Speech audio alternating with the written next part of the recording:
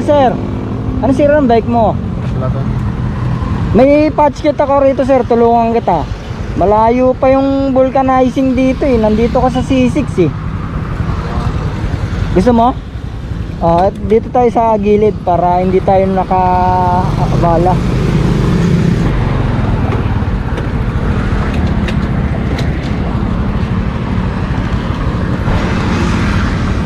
Saan ka pa ba uuwi?